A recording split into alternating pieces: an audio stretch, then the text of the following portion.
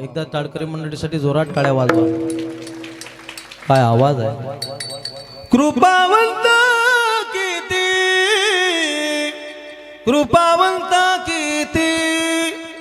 अशी टाळकरी जर कधी भेटली ना भाऊ, असं वाटतं 2 वाजायला चालू द्या. चालू देऊ का?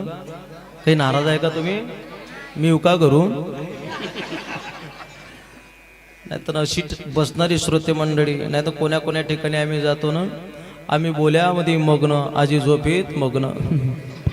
आम्ही बोल्यामध्ये नळला कोळला झाला, आजीच्या जांभोया देऊ देऊ, आजीच्या लागली सिग्नल द्यायला. इकडे चोपड्याकडे एवढे हुशार लोक आहे हो सतीश भाऊ. झोप जर कधी लागली ना, ते काळे चष्मे ना, काळे चष्मे, डोळे काढेल डॉक्टरना, ते काळे चष्मे.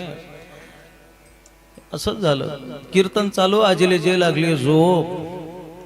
कीर्तन झालं, सगळा मंडप घरी गेला. सगळा मंडप घरी गेला ना, आजी एकटीच ओठ्यावर बसेल 1.5 क्विंटलची.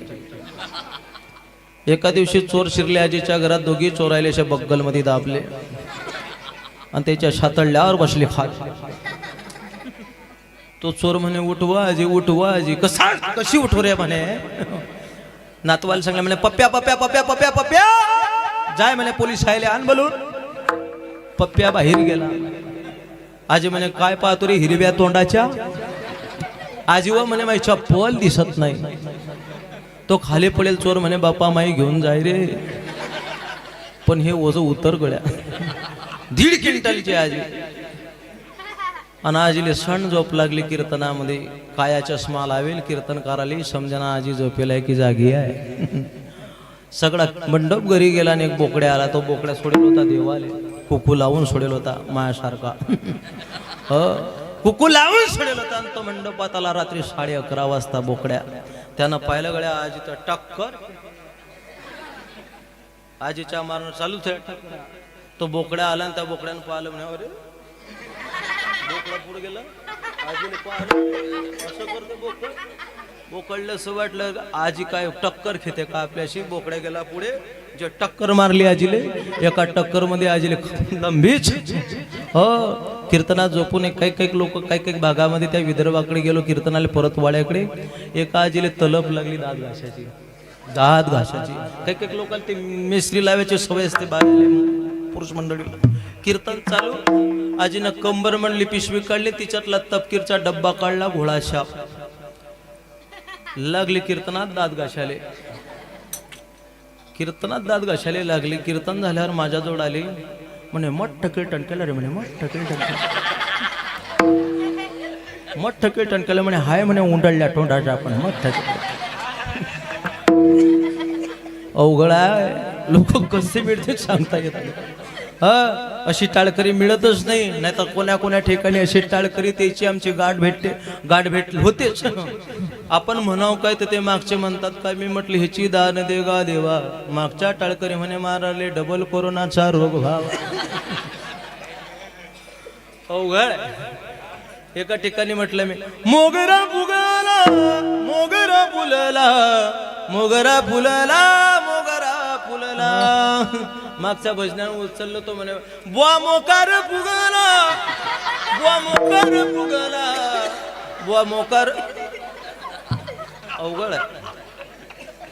कुठं कुठं भजने असतात. आपण म्हणाव काय ते म्हणतात काय अंदाज सांगे बैर्याले आणि गाडी चालली खैर्याले. दमडी के दाल में चिपडी खुशाल. एका ठिकाणी भजन म्हटलं मी दिनाची माऊली आज म्या देखी. मागचा म्हणे दिन्याची माय मेली.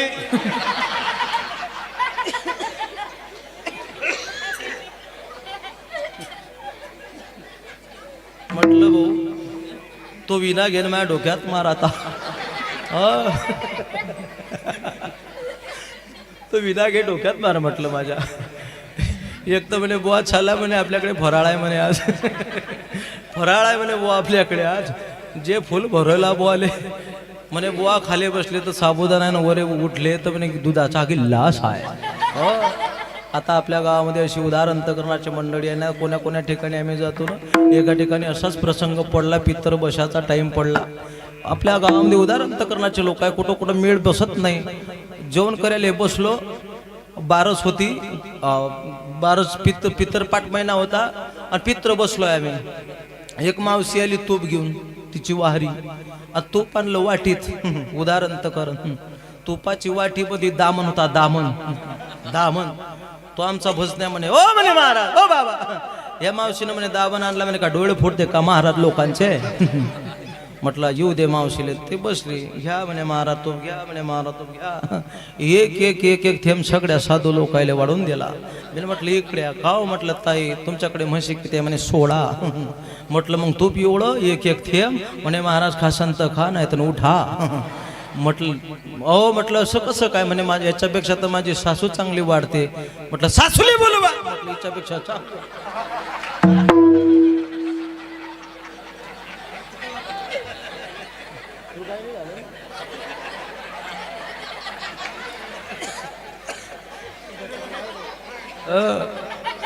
तो म्हणेन साला काय लंबा चालू राहिला रे आज.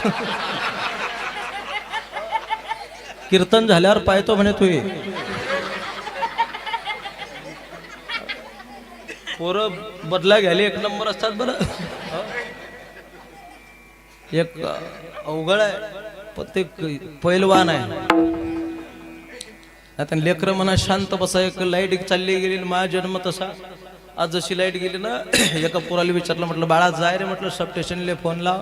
तो पोऱ्या बाहेर गेला आणि पोलीस स्टेशनले फोन लावला. बदला काढला त्यानं. तो म्हणे हाच आहे तो. चांगला लंबा चाले. लेकरं कुठे बदला काढतील सांगता येत. चला आपलं कुठं आलं. आला म्हटलं तुमच्या सासूला. मावशी आली ना वाड्याला. मावशीनं चुलीतला आर घेतला तर विसतो. आणि ती वाटी होती, त्या वाटीमध्ये 5 बोट टाकले आणि त्या प्लेट म्हणल्या त्या विष्टावर असे मारले.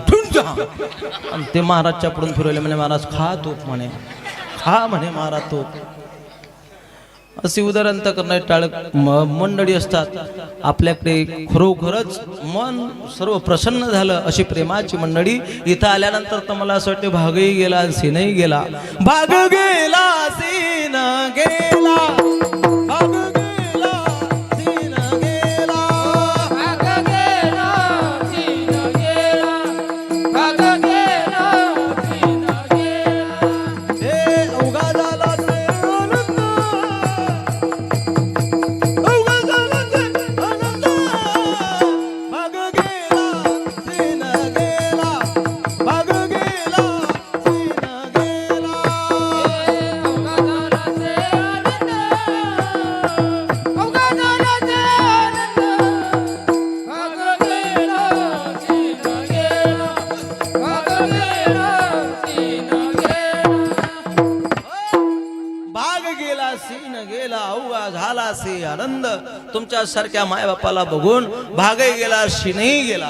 खरोखरच उदाहरण करण्याचे मंडळी आहे. छत्रपती शिवरायांच्या या महाराष्ट्रामध्ये तुमचा आमचा जन्म झाला.